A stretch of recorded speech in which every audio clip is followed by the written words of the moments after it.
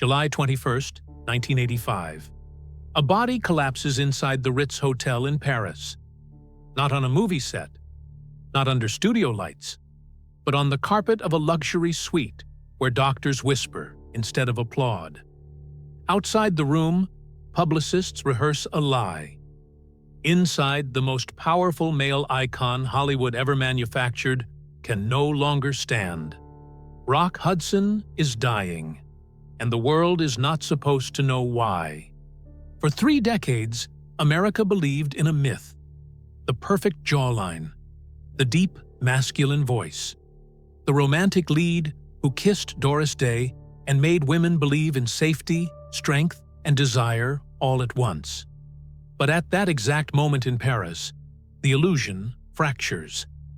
The man lying on the floor is not the man the studios sold, and the truth that threatens to escape that hotel room has been buried under contracts, fake headlines, and a marriage designed to deceive. 30 years earlier, in November 1955, another door closed quietly in Santa Barbara. A wedding. No romance. No honeymoon glow. Just a calculated ceremony between Rock Hudson and Phyllis Gates, arranged with surgical precision. The photographs smiled. The gossip columns applauded. And Hollywood exhaled in relief. Because that marriage was never about love, it was about survival. It was a firewall built to protect a secret considered lethal in mid-century America. For years, rumors circulated in whispers. Private investigators were hired. Magazines like Confidential prepared stories that could destroy careers overnight. Payments were made. Silence was bought. Other actors were sacrificed to protect the biggest asset of them all. And while Rock Hudson became the highest-paid star of the 1950s, his real life was shrinking into a locked room with no windows. Today, decades later, we know the ending. AIDS, public fear, rejection, airlines refusing to carry him home, a final press release that changed how the world understood a disease it refused to name. But what we still don't fully confront is this question: how did a system powerful enough to invent masculinity also force a man to erase himself to survive inside it? In this video, you will see how a fake marriage became a weapon, how silence turned into a death sentence, and how Hollywood's greatest leading man paid for a lie that lasted 30 years. But to understand how the secret became deadly, we have to go back to the moment Rock Hudson stopped being a man and became a product. Long before the name Rock Hudson appeared in lights, there was a boy being quietly trained to disappear. In the year 1925, in Winnetka, Illinois, Roy Harold Scherer Jr. entered a world that had little patience for softness. His father vanished early, not in scandal or tragedy, but in absence, leaving behind a silence that shaped everything that followed.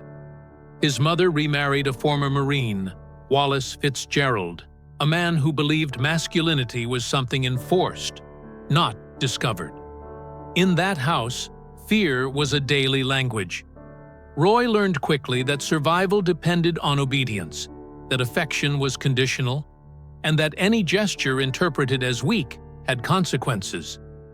This was not childhood, it was rehearsal. By the time Roy reached adulthood, America was changing, but not enough to save him. He worked with his body because it was the one thing that seemed to please authority. Truck driver, mechanic, Navy serviceman, jobs that rewarded silence and punished introspection. When he arrived in Los Angeles in the year 1946, he didn't come chasing fame. He came because the city promised reinvention, and reinvention had already become his most practiced skill. But Hollywood did not see a man looking for a second chance. It saw raw material. That is where Henry Wilson found him. Wilson was not a talent agent in the traditional sense. He was a manufacturer. He specialized in young men with broken backgrounds and impressive physiques, men who could be shaped, corrected, and controlled. Roy was perfect for that purpose. Tall, broad-shouldered, handsome in a way that felt unfinished. Too unfinished. His teeth were crooked. His voice was light. His movements lacked the confidence the camera demanded. But none of that mattered. Those were defects that could be erased. The first erasure was his name. Roy Fitzgerald became Rock Hudson, a name designed to sound immovable, geographical, unquestionable.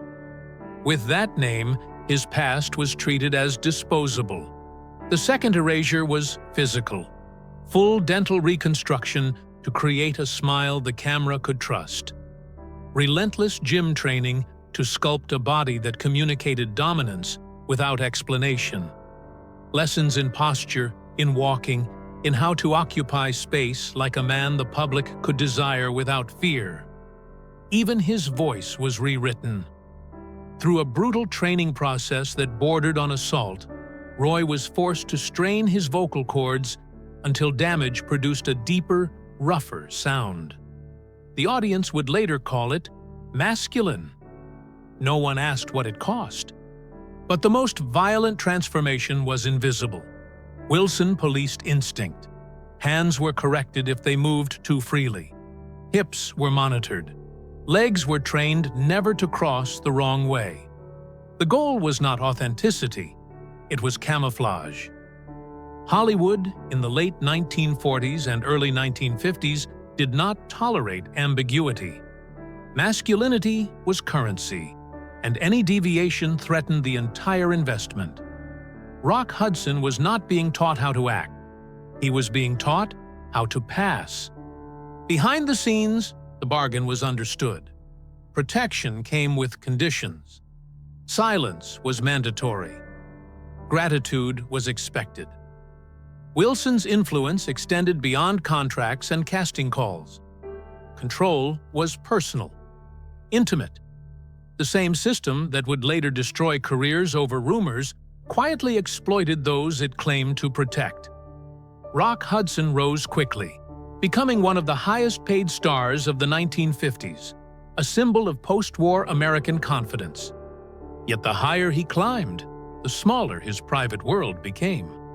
Every public appearance was calculated, every friendship scrutinized, every rumor treated as a potential threat. The industry demanded reassurance, and Rock Hudson existed to provide it.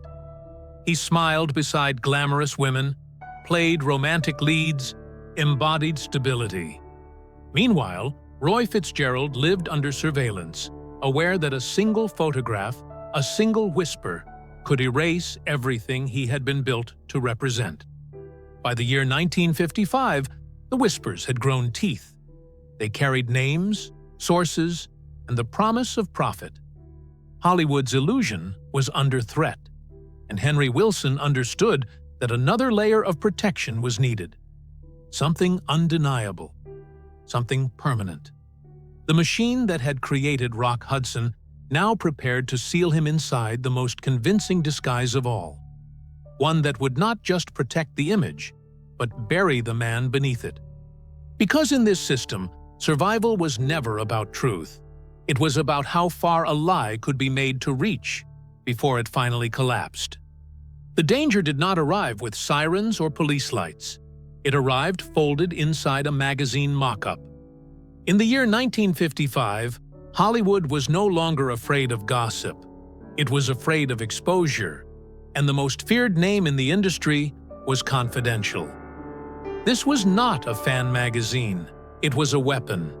A publication that trafficked in sexual secrets, arrests, addictions, and anything that studios had spent fortunes burying. When Confidential targeted someone, careers ended overnight. And Confidential had its sights set on Rock Hudson. They had sources, former lovers, hotel clerks, men who had once been invited into rooms that were never supposed to exist. They were preparing a story that would not ask gently. The working headline floating in the newsroom was cruel and efficient. Does Rock Hudson hate women? In the coded language of the 1950s, everyone understood what that meant. At that moment, exposure was not scandal. It was annihilation. Homosexuality was still criminalized in much of the United States. It was classified as a mental illness. Careers collapsed under rumors alone. If Confidential published what it knew, Rock Hudson would not just lose his stardom. He could lose his freedom. And Henry Wilson knew it. Henry Wilson had not built Rock Hudson out of kindness. He had built him as an asset, and assets had to be protected at any cost. Wilson made a calculation that would haunt everyone involved. He sacrificed others. To divert Confidential's attention, Wilson fed the magazine different scandals, other clients, other lives. Names like Tab Hunter and Rory Calhoun were quietly pushed into the fire so that Rock Hudson could remain untouched. It worked. Confidential backed off, temporarily. But Wilson understood something essential. Rumors never die. They wait. To silence them for good, he needed something stronger than denials. He needed proof, a photograph, a headline, a woman. Rock Hudson needed a wife. That is how Phyllis Gates entered the story. Phyllis was not a star. She was Henry Wilson's secretary. She understood the rules of the machine. She understood what silence was worth. Whether she was naive or complicit remains debated, but one fact is undisputed. The marriage was arranged with military precision.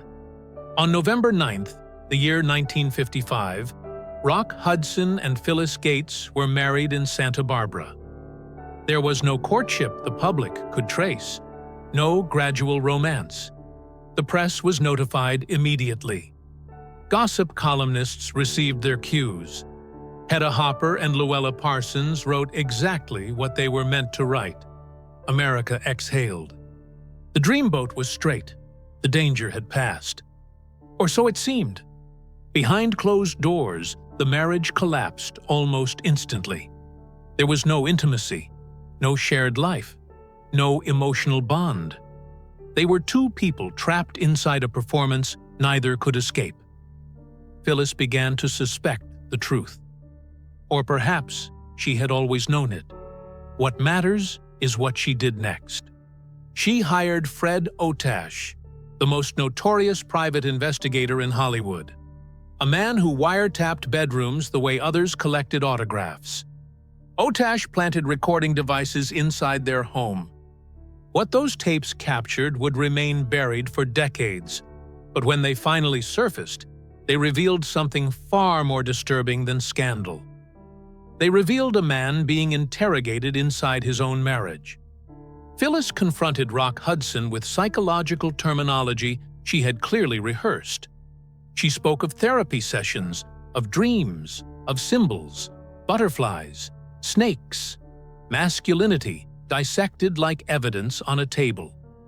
She asked questions designed not to understand, but to corner.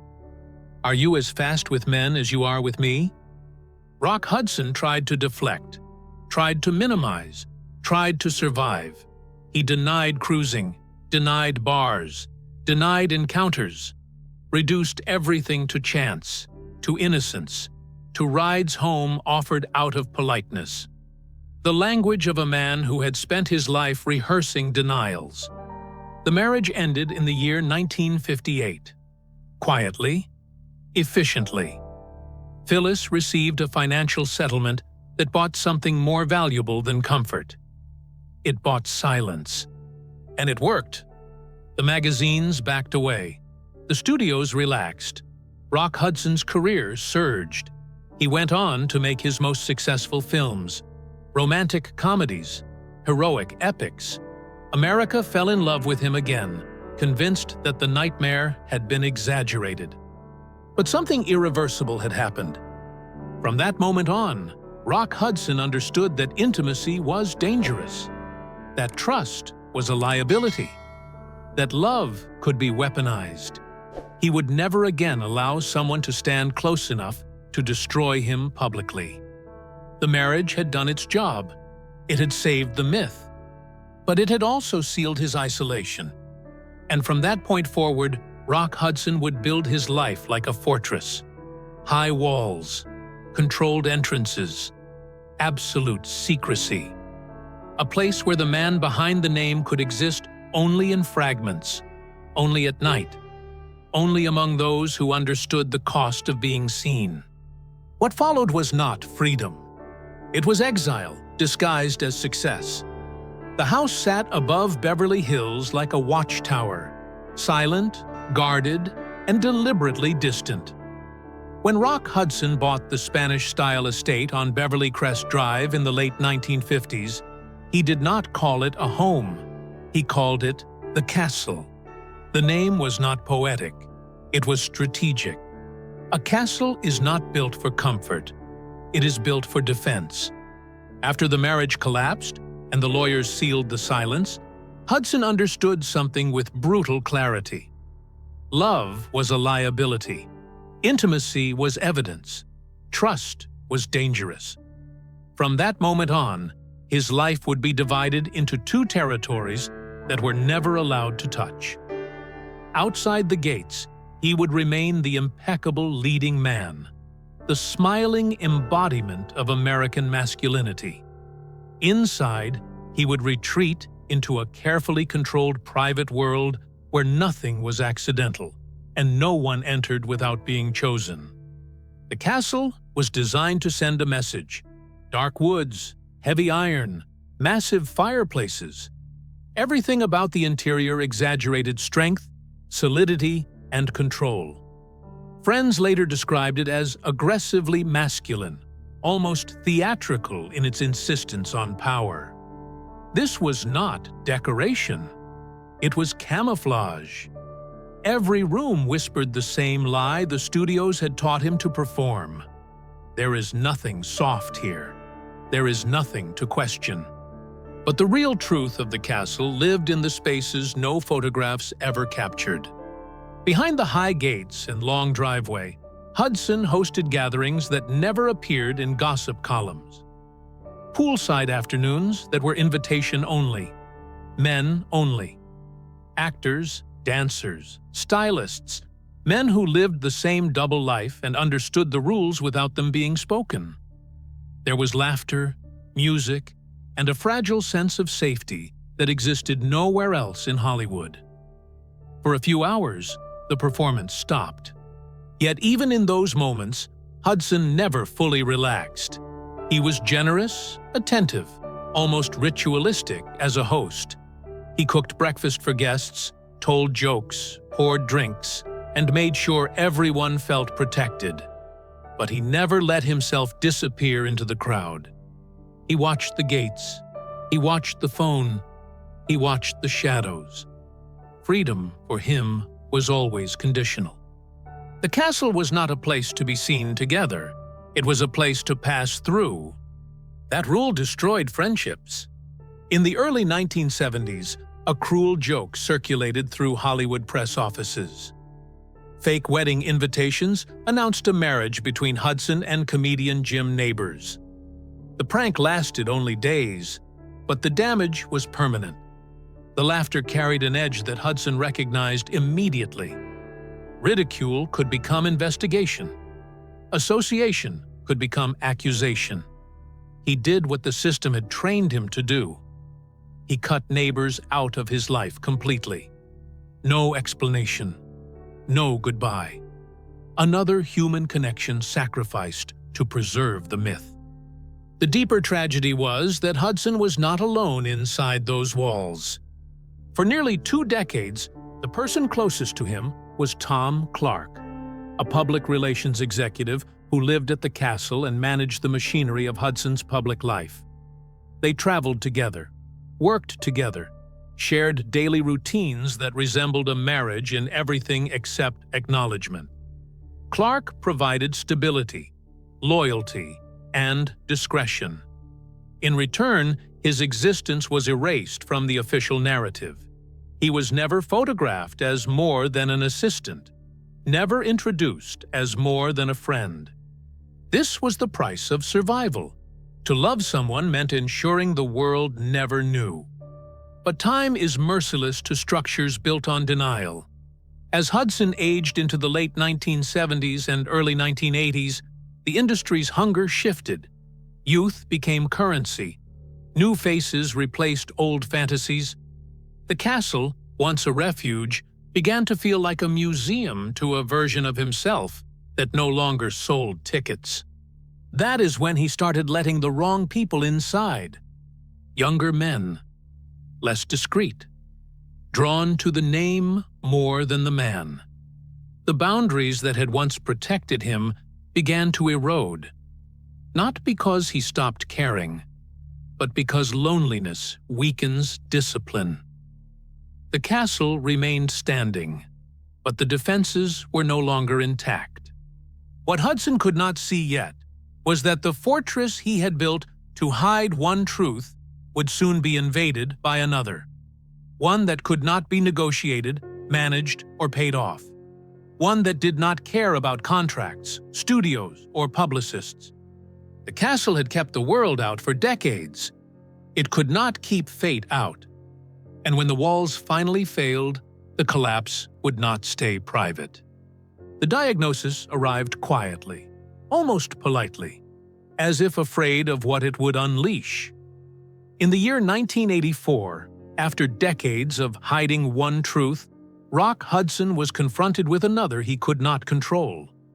A small purple lesion appeared on his skin. Then another. Then fatigue that sleep could not repair. Doctors confirmed what, at that time, sounded less like an illness and more like a sentence. Kaposi's sarcoma. AIDS. In the early 1980s, AIDS was still described in whispers. There were no clear explanations, only fear. It was called the gay plague, in headlines that stripped people of dignity before they stripped them of life. Treatments were experimental. Survival rates were almost non-existent. For Hudson, the diagnosis was not just medical, it was existential. If the disease became public, the lie that had sustained his entire life would collapse in a single afternoon. So he chose silence again. At the center of that silence stood Mark Christian, a young blonde man who entered Hudson's life in the year 1983. Christian was charismatic, ambitious, and decades younger. To Hudson, he represented something dangerously seductive. Youth, distraction, a final illusion of renewal. They moved in together at the castle. Trips were taken. Gifts were exchanged. To the outside world, Christian was invisible. Inside the walls, he was central. When Hudson learned he was sick, he did not tell him. That decision would define everything that followed. Hudson later insisted that he stopped being sexually intimate after his diagnosis. Christian would say otherwise. What matters is not the exact details of the bedroom, but the imbalance of power. One man knew he was dying. The other did not know he was at risk. The secret that had once protected a career now became something far darker, a moral fault line. As Hudson's health declined, Christian began to sense the truth. The weight loss was dramatic. The hospital visits increased. Hudson traveled to France seeking experimental treatment denied in the United States. In July of the year 1985, he collapsed at the Ritz Hotel in Paris, too weak to stand, too famous to be ignored. When the news broke, the story could no longer be controlled. A press release finally acknowledged the truth. Rock Hudson had AIDS. The revelation detonated across the world. For Christian, it was betrayal layered on top of loss. He tested negative, but the damage had already been done. Fear does not disappear because a blood test comes back clean. It lives in the imagination, in every cough, every fever, every night spent wondering whether death has already been scheduled. After Hudson's death in October of the year 1985, Christian did something unprecedented. He sued the estate. The lawsuit was not about money in the traditional sense. It was about accountability. Christian argued that Hudson had knowingly exposed him to a fatal disease without informed consent, that the silence was not just self-protection, but negligence. The case shocked the public. For the first time, the private life of a beloved icon was dissected in a courtroom. In the year 1989, a jury ruled in Christian's favor. The initial award exceeded $21 million, later reduced, but the symbolic damage was irreversible. The verdict reframed Hudson's story. He was no longer only a victim of a cruel system. He was also a man who had made a devastating choice when confronted with fear. The estate paid. The myth cracked. This legal battle became the final transformation of Rock Hudson's legacy. The star, who had been manufactured to reassure America, now forced it to confront questions it wanted to avoid. What does a person owe others when survival feels impossible? Where does privacy end and responsibility begin? How many lies can be justified before they become weapons? Hudson never testified. He never explained himself publicly. He died before the trial, leaving the world to argue in his absence. Some defended him as a terrified man, trapped by decades of conditioning. Others condemned the silence as unforgivable. Both interpretations coexist, because this story refuses to be simple. What is certain is this: the system that taught Rock Hudson to lie trained him so well that, even when truth might have saved someone else, silence felt safer. The lie outlived the man. And in doing so, it crossed a line no publicist, no studio, no contract could ever erase. From that moment on, the story was no longer about hiding. It was about consequences. The world learned the truth in fragments, and each fragment carried panic. When Rock Hudson returned to Los Angeles from Paris in the summer of the year 1985, he was no longer the man America recognized. His body had collapsed under the weight of an illness that, at that time, had no clear name, no clear treatment, and no mercy. He was gaunt, his face hollowed, his voice weakened. Studio executives, who once measured his worth in box office numbers, now measured it in risk. But the real crisis did not begin in hospitals. It began on a television set.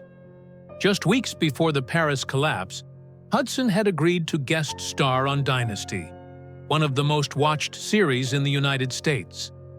The decision was meant to revive his visibility. Instead, it detonated fear across Hollywood.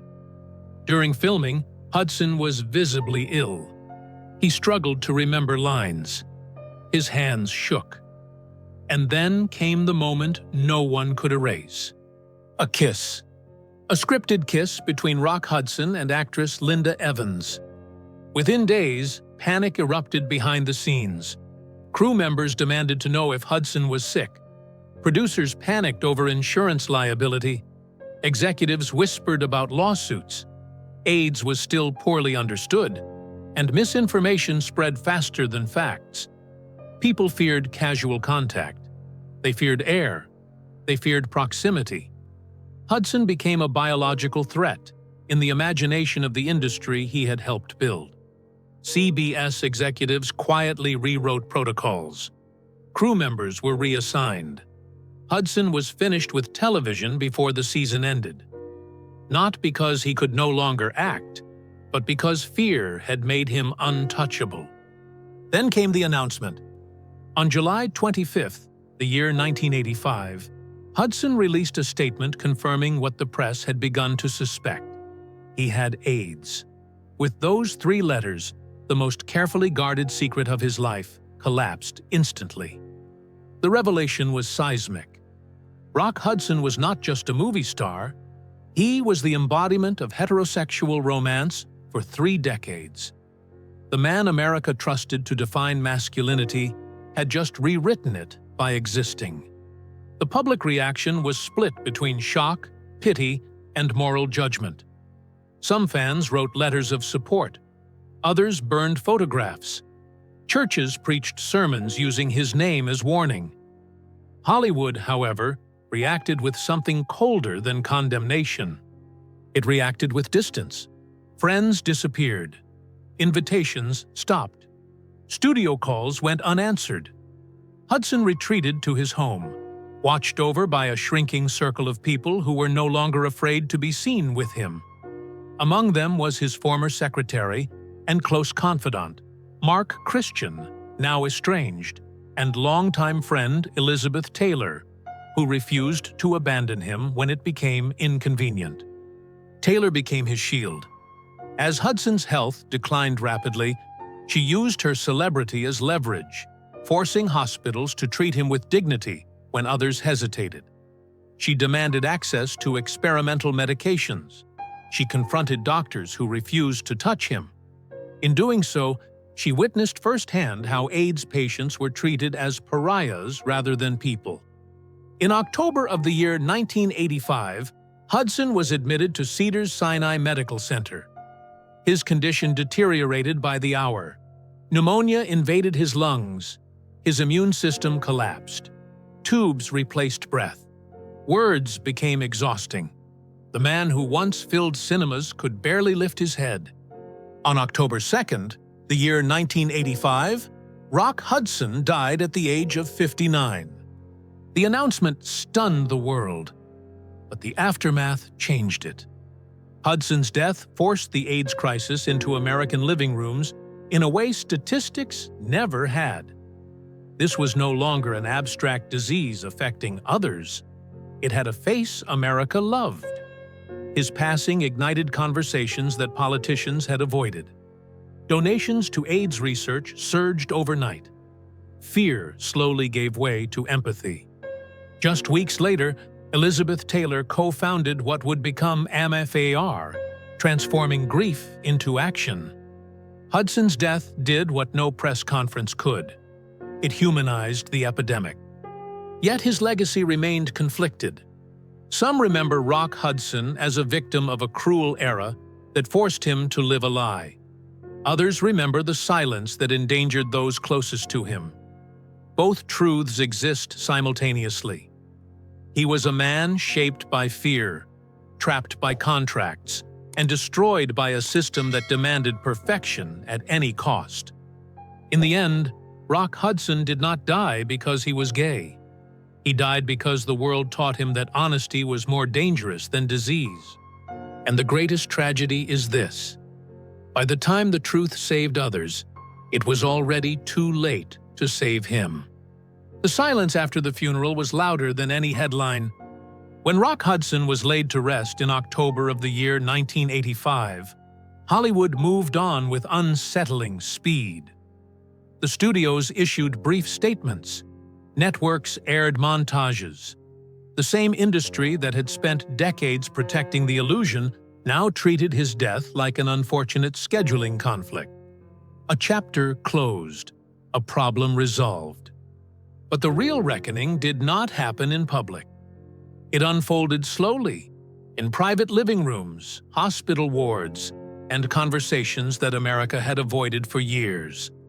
Hudson's death shattered the comfortable distance between us and them.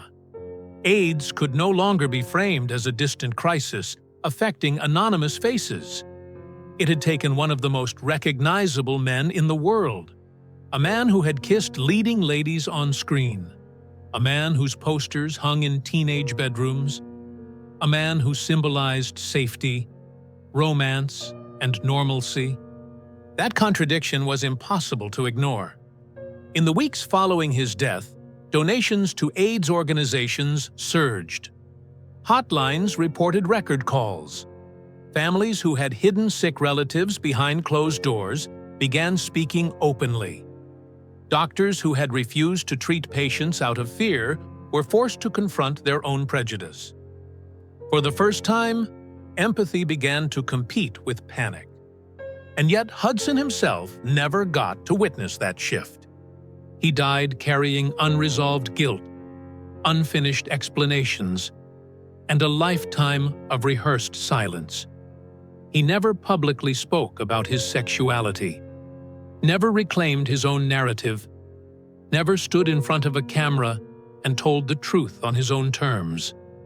The system that taught him to lie outlived him, even as it quietly benefited from the consequences of his death. Those closest to him understood the irony.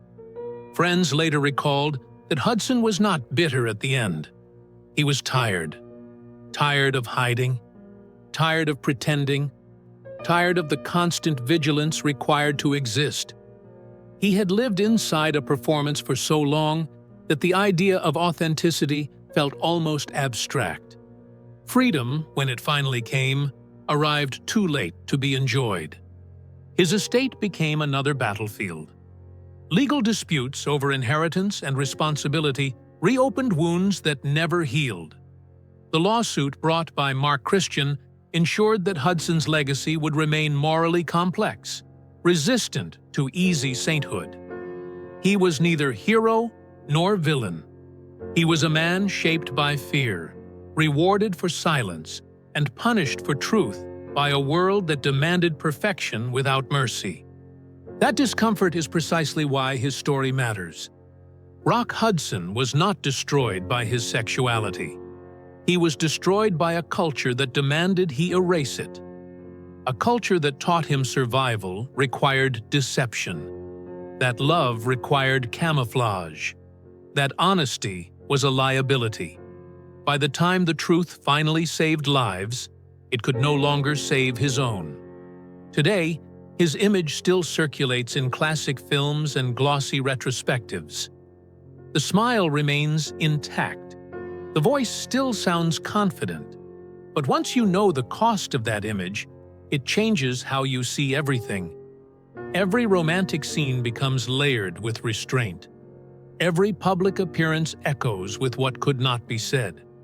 His life exposes a brutal truth about fame. Celebrity does not protect you from fear. It amplifies it. It does not free you from society's cruelty. It forces you to embody its expectations. And when those expectations are built on denial, the damage compounds silently, year after year, until something breaks. Rock Hudson's death did not end the AIDS crisis. It did not dismantle Hollywood's machinery overnight. But it cracked the illusion enough for light to enter, enough for conversations to begin, enough for some lives to be saved later, even if his could not be. In the end, his legacy is not found in box office numbers or awards. It lives in the uncomfortable questions his story leaves behind. How many lives are still being lived as performances? How many truths are still considered too dangerous to tell? And how many people are still paying the price for a lie they never chose to begin with? Rock Hudson was manufactured to be immortal. What makes him human is that he wasn't. In the end, Rock Hudson left behind no children, no lineage to argue over his name or his fortune. What survived him was something far more dangerous and far more powerful than inheritance: the truth. For 3 decades, his life had been built on the discipline of silence. Silence as protection, silence as survival, silence as currency. Every smile on a movie poster, every romantic lead, every public appearance with a woman on his arm had been part of a contract that demanded one thing above all else: never break character. Not even when the body began to fail. Not even when the cost became fatal. But when the truth finally emerged in the summer of 1985, it did something no public relations campaign could undo. It shattered a myth at the exact moment the world needed it shattered. Until Rock Hudson, AIDS was spoken about in whispers. It was framed as a distant problem, a moral punishment, a disease that belonged to others. It lived in the shadows, just like he had. But when the most recognizable embodiment of American masculinity collapsed under its weight, denial became impossible. Overnight, the epidemic had a face the public could not ignore. His announcement did not come with speeches or grand gestures. It came through exhaustion, through a body that could no longer perform the lie. And yet, even in that collapse, something changed. Governments that had remained silent were forced to respond. Research funding that had been blocked by stigma began to move. The name Rock Hudson did what decades of activism had struggled to achieve. It forced empathy where fear had ruled. In his final months, stripped of control, stripped of privacy, he made one decision that belonged entirely to him. He donated $250,000 to AIDS research. It was not an apology, not a confession. It was an acknowledgement, a recognition that silence had taken enough. Friends who visited him near the end described a man both fragile and lucid. He did not speak much about regret. He spoke about exhaustion, about how hard it was to live two lives, and never fully inhabit either. Roy Fitzgerald had spent his entire adulthood playing Rock Hudson, and Rock Hudson had slowly erased Roy Fitzgerald in the process. The fake marriage had done its job. It had saved a career. It had protected a brand. It had kept the machine running. But it had also delayed honesty until honesty arrived too late to save him. The deadly secret was never his sexuality. The deadly secret was the belief that the truth itself was incompatible with survival. When he died on October 2nd, 1985, at the age of 59, the world mourned the star. But something else happened quietly, almost imperceptibly. The silence he had carried alone for decades finally dispersed. Others began to speak. Others began to demand visibility, care, dignity. Rock Hudson did not live long enough to see the change he helped ignite. He did not get redemption in the traditional sense. There was no final performance, no farewell on his own terms. But his death forced a reckoning that extended far beyond Hollywood. His legacy is not the films, though they endure. It is not the image, though it remains iconic. His legacy is the moment when a system built on denial cracked under the weight of reality. He spent 30 years hiding a truth that could have destroyed him, and in the end, that same truth reshaped history. Not because he planned it, but because silence finally failed.